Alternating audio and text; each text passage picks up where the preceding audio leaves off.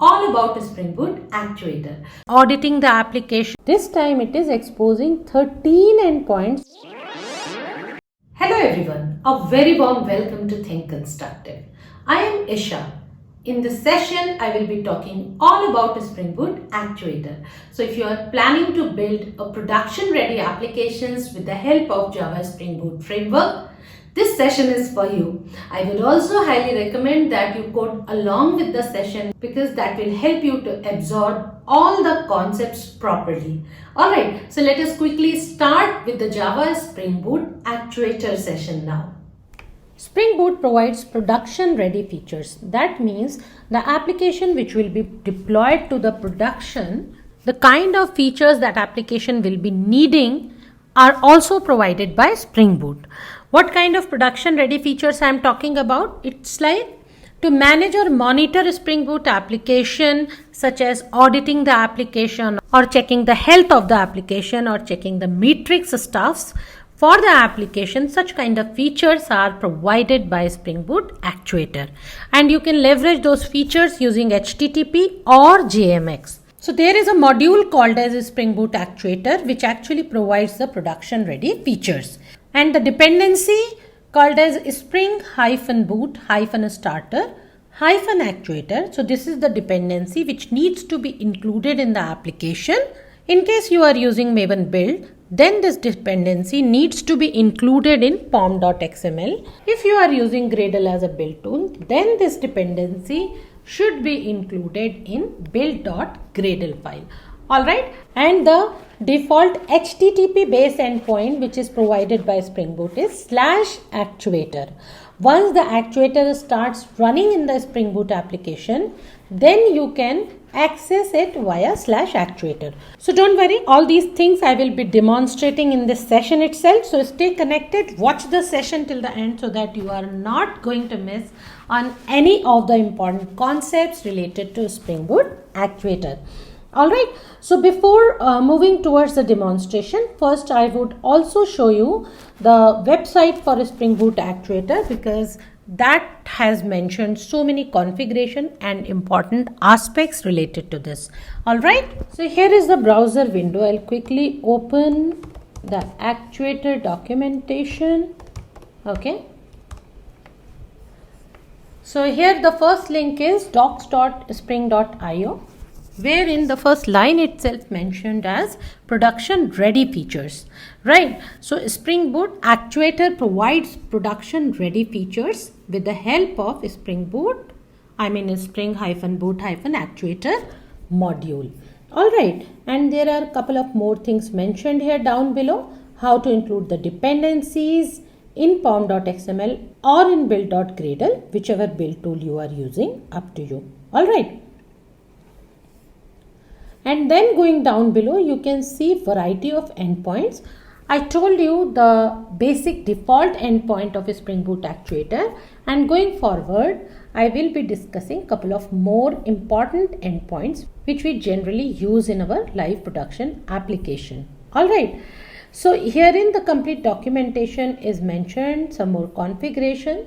So whenever you feel there is a need for more, you can always come back, refer this website and check for more endpoints and the configuration stuffs. Alright, I'll now switch to IntelliJ IDEA Editor. So here is the IntelliJ IDEA Editor which I normally prefer to use for coding my Java Spring Boot applications.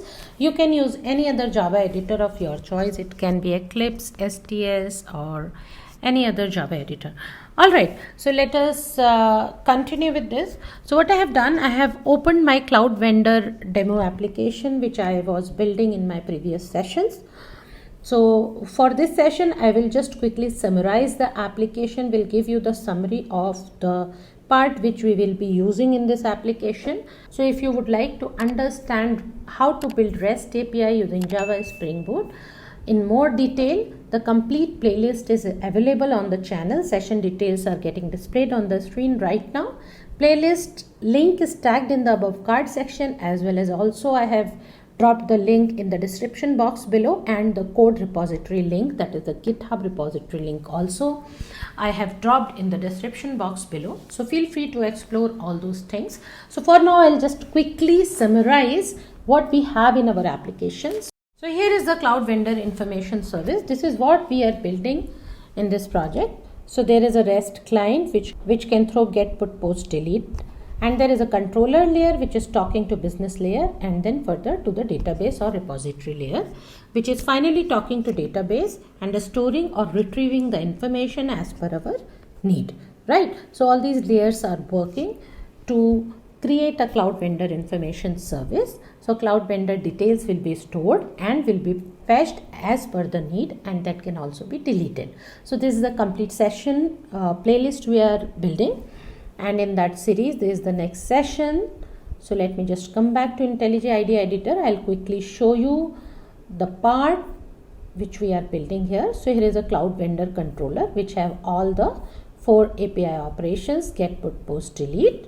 All right. There is an exception handling also available, but I am not showing that right now. That you can refer in another session. So I have already given you the playlist details. You can go ahead and check that if you want to learn exception handling also. So this is the Cloud Vendor model class. So here are the information which is mentioned: vendor ID, vendor name, vendor address, and vendor phone number. So these are the details which we are storing in the database for Cloud Vendor information. All right. And the table name in the database will be created as Cloud Vendor Info. All right. Then we have repository layer, which will be in turn talking to the database. Okay, nothing much here. It is extending JPA repository. Okay, and I'm just closing all the files. There is a response, custom response handling, separate session is available. Go ahead and watch that. And here is a service layer. Okay, so these are the core layers I have created. So here is my REST demo application, and here the Swagger related stuffs are mentioned. Okay, so this application we will be evolving further. That means it can have audit, health monitoring kind of features available on that. Okay, so for doing that, the first step is to include the relevant dependency. And where should we be doing that? In pom.xml, because we are using Maven as a build tool. So here is a pom.xml which has all the dependencies which we have done in our previous sessions, like Spring Boot Starter is anyways the mandatory dependency. Then we have a Spring Boot Starter Web, Data JPA, MySQL Connector, Spring Boot Starter Test, H2 database dependency, and Spring Boot Starter, the Spring Fox dependency. And other than that, we have also included Maven plugin, because we are doing or we are using Maven as a build tool for this project. All right. So first, what will I do? I will just spring up this application and will show you that whether we have any /actuator dependency included in our project or not. Okay. And then we will move towards including the actuator and doing the essential feature coding stuffs for Spring Boot Actuator. Okay. I'll just bring up the application.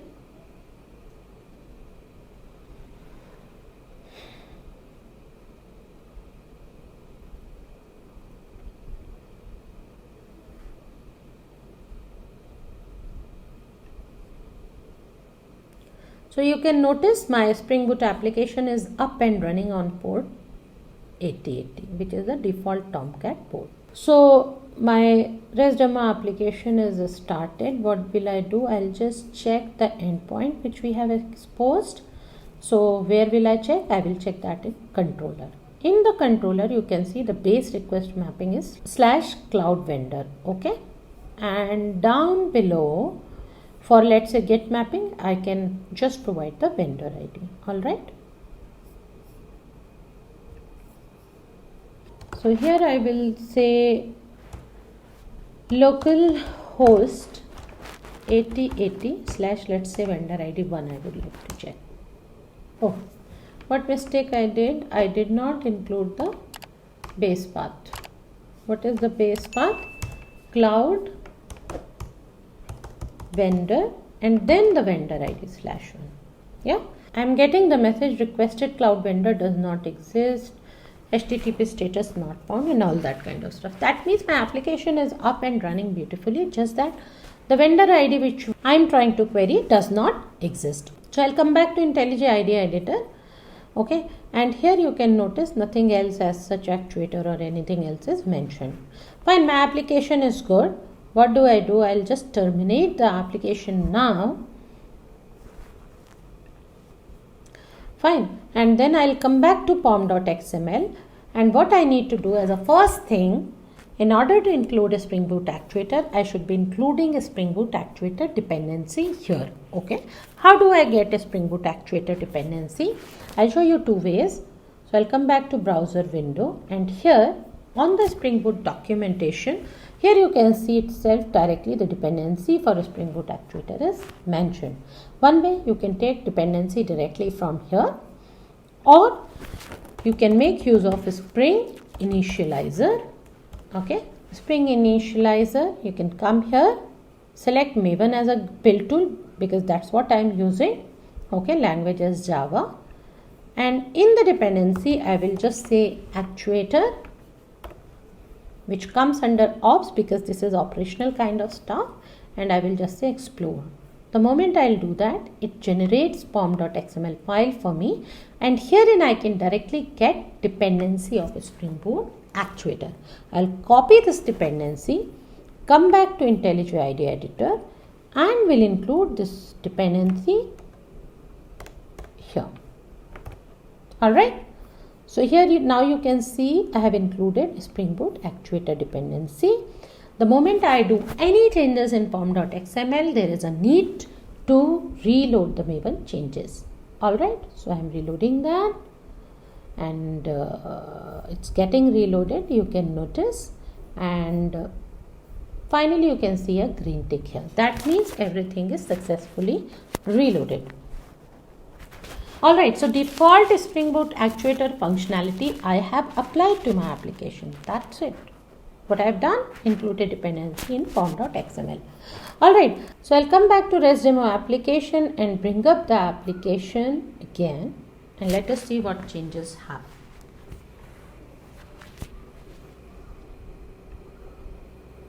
So here is the logging window.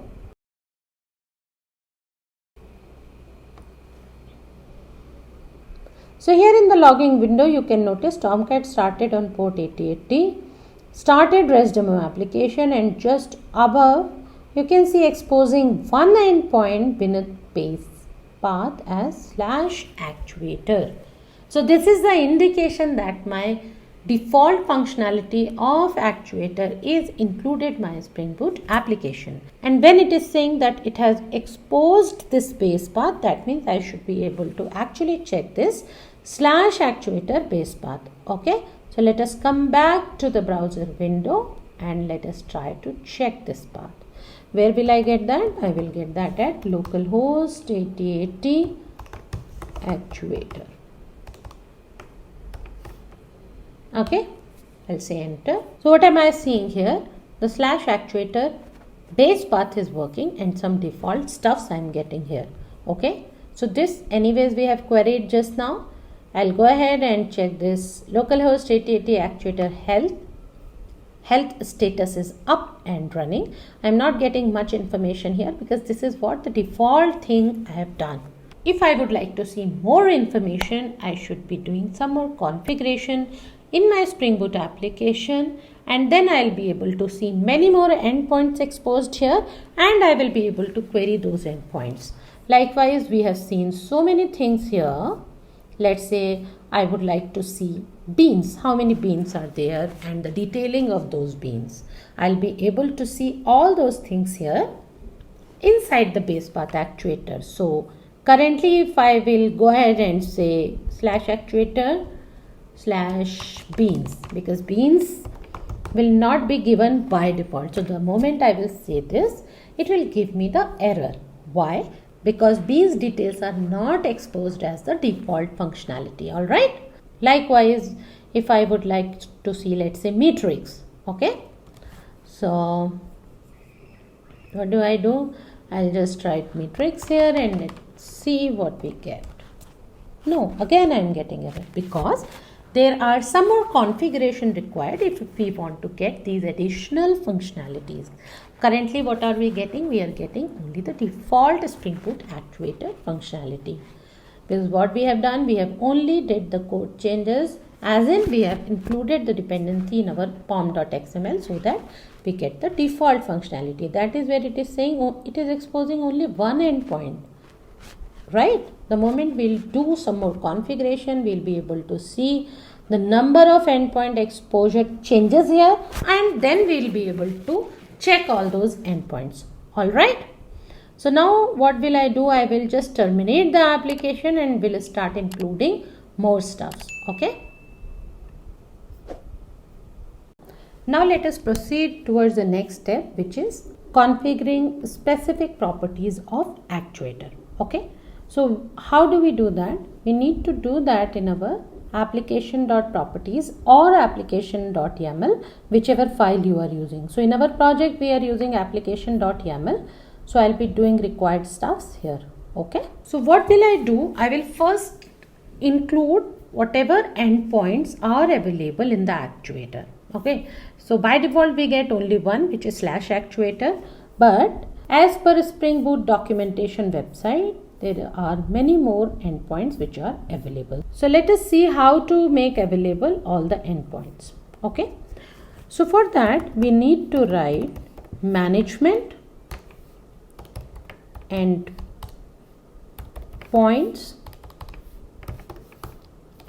Okay. Web exposure and then include. Okay. And then what do? I will just say include everything. If I want to say include everything, I just need to give star along with management endpoints web exposure include. Okay. So once I do that, and again I'll save it and bring up the application, what happens? It will start showing me many more endpoints. So let us do that and check. Let us bring up the application and let us observe the logs first. Okay.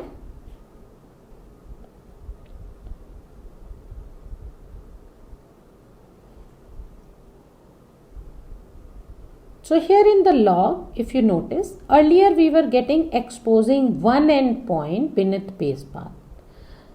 Right. This time it is exposing 13 endpoints beneath base path /actuator. Okay. So now let us go back to the browser window and see what extra endpoints are we getting here. So I'll just remove metrics. Okay. Say enter. See, it's not limited to actuator health and health path. It is showing me many more endpoints right now here. And you can just go back and check it with the Spring Boot documentation. All these endpoints are available there. Okay. So now let us go ahead and check, let's say, beans endpoint. Let us now see whether it works or not. So I'll just click on the beans and I am able to see many more bean stuffs here. So for example, in our case, what beans do we have in our project? Let us see.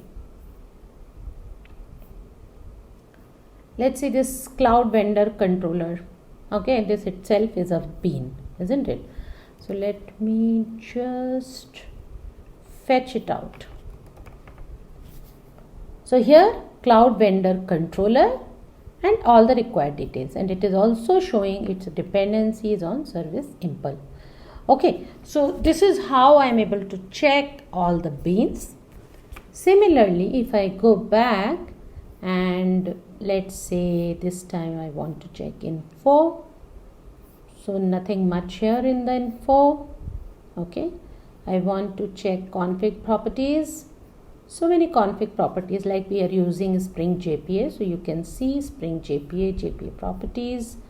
And since we are using MySQL DB, so Hibernate dialect is also shown here as MySQL 5 InnoDB dialect. Okay. Similarly, many more transactional web endpoint and base path C /actuator. So such kind of config properties are also shown here in detail. Okay. So these all are operational stuffs, but these are essential for any production ready application. So all these things are shown here properly. You can see logger details.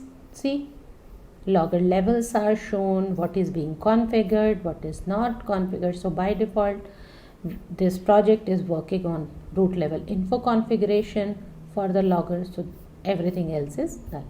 Yeah. So this is one basic stuff.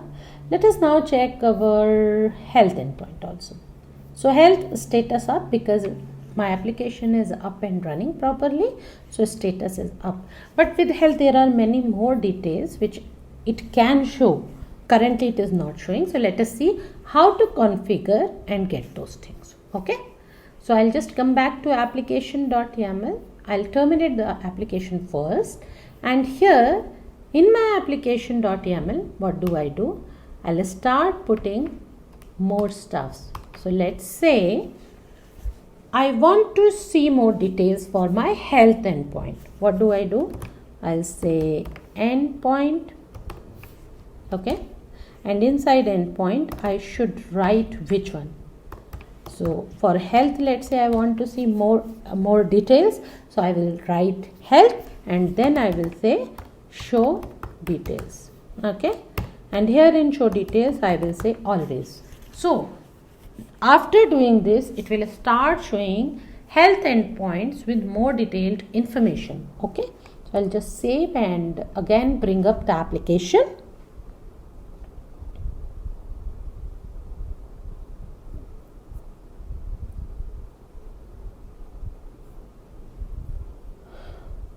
So all 13 endpoints are exposed. Okay. And I will come back to browser window. I'll refresh it. Okay.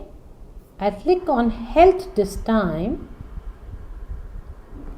And here in the health, other than status up, it is always there because my application is up and running. But along with that, I am seeing more details like components as DB. Database is one more component with which my application is communicating. So for that also it status up, database as MySQL, validation query is also mentioned. Disk space details are also mentioned, and ping status is also mentioned as up. That means this application is able to communicate with MySQL database. Okay. So overall, system or application status is up and running and showing me more detailed information. Nice. Now let us go back and see. So all these endpoints are shown here and we are able to fetch out the details, but let's say for some reason I don't want to see cache information. Okay, so I would like to exclude it. How do I do that? I'll come back to browser window, will terminate the application. Okay, here in the web exposure include, I will also write one more thing, which is exclude. Okay, and what do I want to exclude? I want to, let's say, exclude caches. All right, I'll save it. I'll bring up the application again, and let us now check how many endpoints are getting exposed.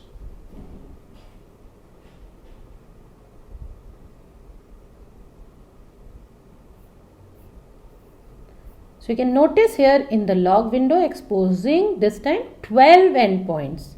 Okay, not 13. Earlier it was 13. Now this time it is 12 endpoints.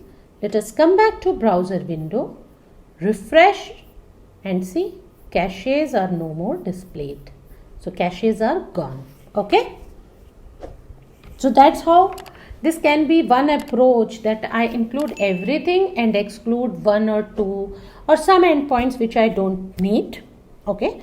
Another approach could be that I include only those endpoints which I need. Okay. So how do I do that? I'll terminate the application. I'll remove this exclude, and here in the include, let's say I would say health, and let's say beans, and matrix. Let's say these many only I would want to see. So now this time when I bring up the application,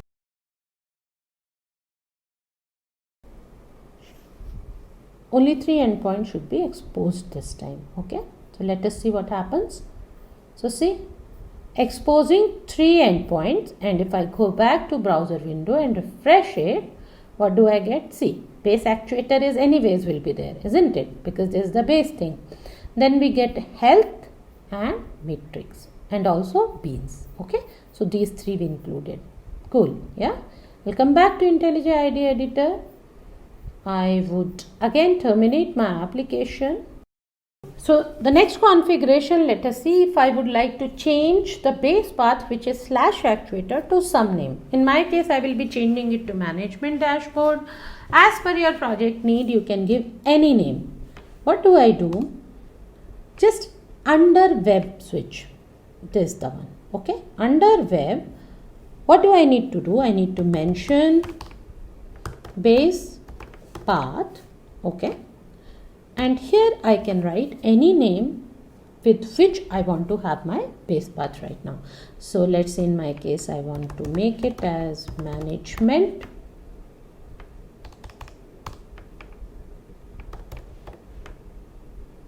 dashboard. All right. So I've given /management dashboard under management endpoints web, then base path. Okay. So now let us save and bring up the application and see what changes happen.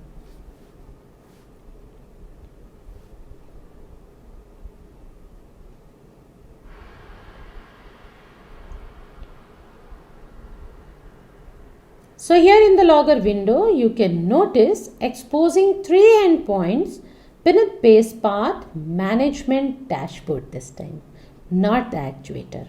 All right, so default actuator is gone and management dashboard is written in place of that. Okay, so now let us come back here and refresh this /actuator.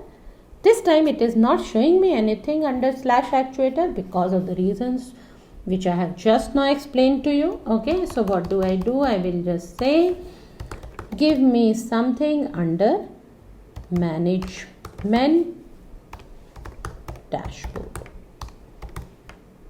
All right, cool. Yeah, I'm getting all 3 endpoints because I have configured only 3: health, beans and matrix, where as a base path management dashboard.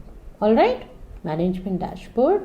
Now let's say I want to go inside beans. I'm getting all the beans. Okay, I go inside health. I'm getting everything as is, which I was getting under /actuator /health. Similarly, inside matrix, I am getting all the properties for my application, obviously. Yeah, cool. So these are the key parameters or configuration indicators for a Spring Boot Actuator. There are many more. If you would like to explore them, you can go ahead and refer this documentation and keep changing and doing the stuffs. Okay. Now, I would like to show one more stuff. Let's say here inside health, I'm able to see my DB health by default because this is being provided by the application. There can be more database services, separate database services, which are further talking to databases, or separate logging services, or many other services on which my application, my current application is dependent or communicating with. So it becomes essential for my application to know the health of those separate services. Okay, so if I would like to write an explicit health checking for those separate services in my current Spring Boot application, let us see how do we do that. Okay, so I'll just terminate this application, bring down the logging window. Okay, so for this kind of scenario, it can be any service. As I mentioned, it can be separate logging service, it can be separate chat service, database service, or anything else. Alright, so for this demonstration, I have created a separate dummy service. So I'll just open that service and quickly show that to you. So here is my dummy service application. You can see it's a basic, simple Spring Boot application, okay, which is running here on server port 8081, okay, because on 8080 my current application is running. Fine. So it is just a simple basic Spring Boot application which is running on port 8081 and on the same system. So localhost will be the host for this application also. So what do I do next? I will next write in the REST demo cloud vendor service to check the health of this dummy service, whether this service is up and running or this service is not working. Okay. And then further we'll see how my Spring Boot Actuator is able to show me the health status of this dummy service application. Alright. So now I'm back to my REST demo application, my cloud vendor service, and herein what do? First of all, I will configure the port and address of this service. Let's say I'm calling this as dummy service. Okay. And inside dummy service, I will just say port 8081. We have just now seen the service is running on port 8081 and address as the same machine's address, which will be 127.0.0.1, which is the local host address. Alright, I have given the configuration parameter for this dummy service. Okay, and now what do? I will write some code which will be able to check the health of this dummy service. Okay, so let us create a new package here, and inside that package I will just write dummy service health check. Okay, I'll just say dummy service health check, and sorry, I just missed to write the new package name. So I'll just say, let's say monitoring. So inside monitoring package, I'll create dummy service health check Java class. Alright, so I'll just go ahead and do that. Since it is getting synced up with Git, so it is asking me to add it to Git or not. So I've just now added the file to Git as well. What do I need to do? I want to write a dummy service health check. So in order to indicate it to Actuator, that means overall to get the health status of this checkup also from Actuator, I should be implementing an interface which is HealthIndicator. Why I'm getting this error? Because when we implement any interface, we should be implementing its abstract method. That's the rule, right? So in this HealthIndicator, let us see what is abstract method. It is health. Okay. So let us go ahead and implement this. I will just say override, and inside this I will say public that health method returns health object. So I will say health method. Cool. Yeah. And then I will write the definition for this here. Meanwhile, I'll just import the package.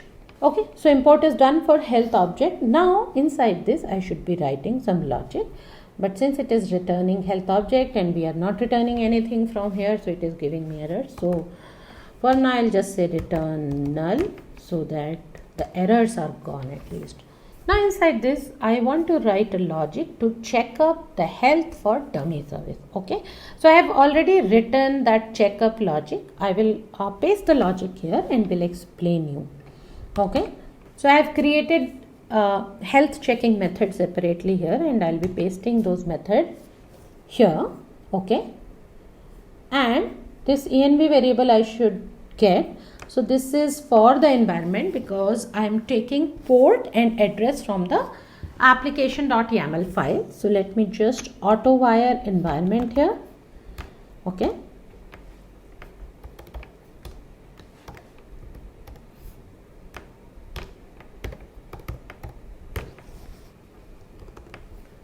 Yeah, now I will explain you this service up method, and then we will proceed with the remaining stuff.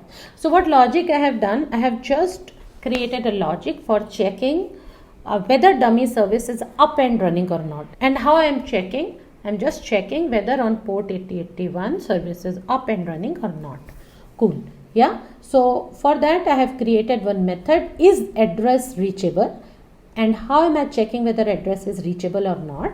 I'm just passing the localhost or the host address, the port and the timeout value, and here a socket is created because that's how you will be able to check. Connects the socket to the server with the specified timeout value. Okay, so isSocket is my variable, so isSocket.connect, and inside this inet socket address, host address and port, and then timeout. Fine. Whether if it is able to connect, I should be able to return true. If it is not able to connect, it normally throws IO exception. Okay, input output exception. So that IO exception, we will be just printing the stack trace for the debugging purposes and will be returning false from here. Okay, so and then finally we are closing the socket because it is essential, otherwise too many sockets will remain open.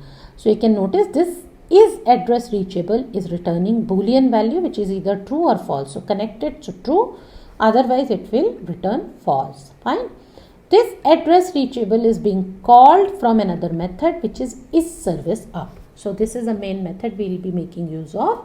In this method, first from the environment, so this environment will allow us to read property values from application.properties or application.yaml file.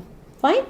So from this environment, we are doing get property service one.address. So it will not be service one. In our case, it is dummy service.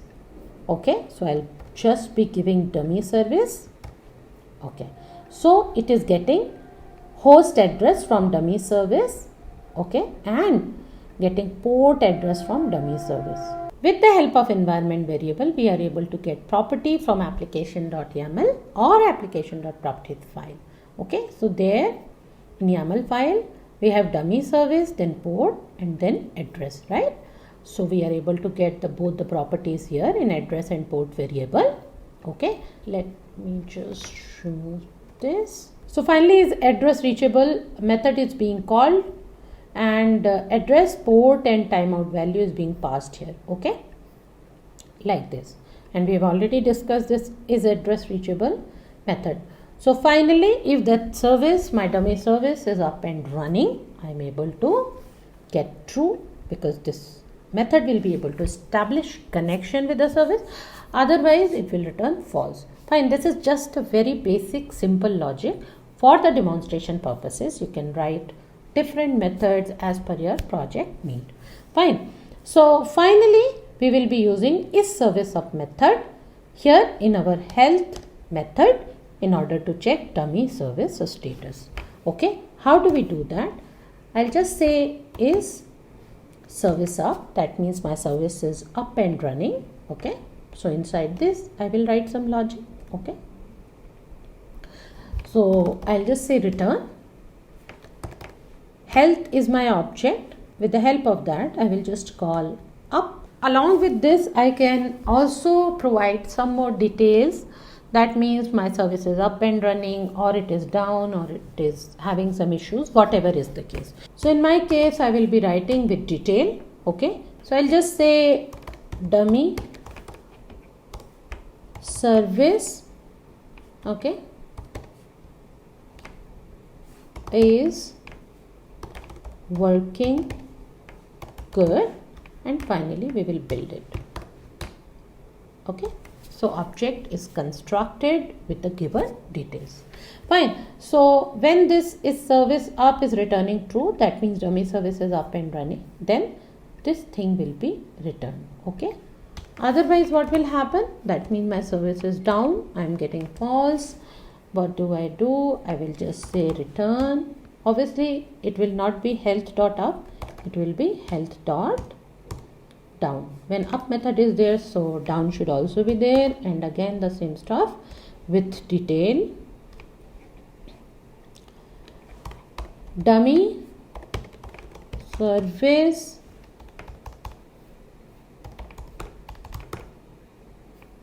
okay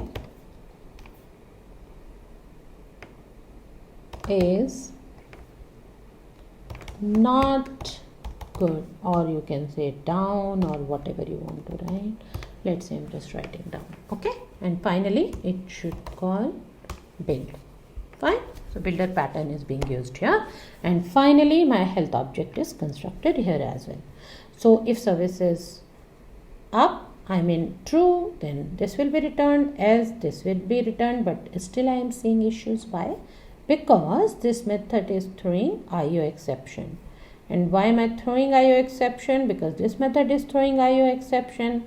And why is this throwing IO exception? Because we are using socket APIs here, and socket will throw IO exception. So finally we are handling that. Okay, so I'll just put it inside try and catch block, and things will be handled. It is up to you how you would like to handle IO exception here. Okay. And let's say I just want to print a start trace. Again, for debugging purposes, this will be useful. Yeah. So what I have done, I have created a dummy service, health check and health indicator. And remember, this should be a controller. Then only it will be able to provide health details to the actuator. Fine, fair enough. So I have implemented health indicator. I have given some basic logic here, and my things are good. Fine. So currently my dummy service is not up. Okay. So when I bring up this application and see what happens in the health, ideally the status should be down. So let us bring up Res demo application and see what happens.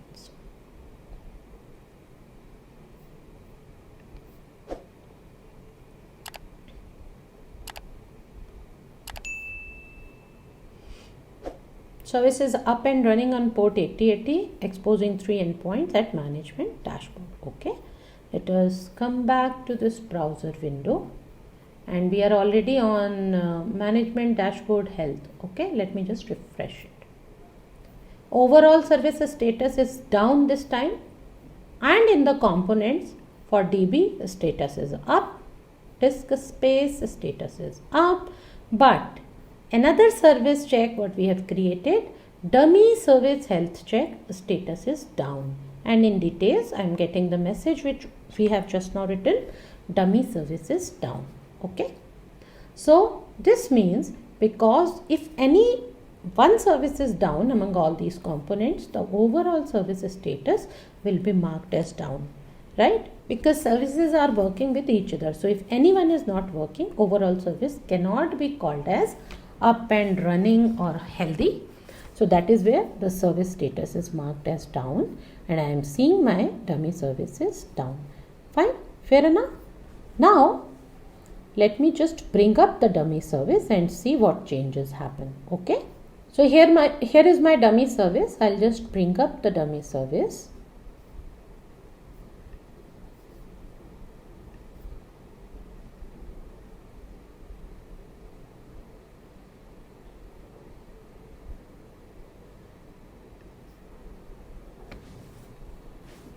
You can notice here Tomcat started on port 8081 and started dummy service application. Fine. Now let us come back to browser window and refresh it. See, service status is up, and here you can see all three components. My DB service status is up, disk space is up, as well as dummy service health check status is also up. Details dummy service is working good. Fine. So my management dashboard health is now showing overall service status is up and running. My services are in healthy state. Okay. So this is all about the session's agenda. What we covered in this session, we talked about what is a Spring Boot Actuator and why is it so important for production ready applications. And then we talked about its module, its dependencies and its core implementation, custom configuration changes, custom dashboard changes, health indicator services implementation, and all the required documentation details. Thank you everyone for watching this session. I hope you found it useful and it really helped you to build your Java Spring Boot applications with Actuator. If you want to ask any doubts or if you want to discuss anything, feel free to write your doubts in the comment section below, and also tag the timeline which helped you the most. If you haven't yet subscribed to the channel, please subscribe to the channel and ring the notification bell because I'll continue bringing more and more such sessions for you. I hope you liked it, so hit the like button and share the session and channel details with your friends, family and colleagues because that's how we'll grow together more stronger as a community. I would also like to mention that there are more Java Spring Boot microservices sessions are available on the channel, so feel free to explore them also. See you in the next session. Bye for now.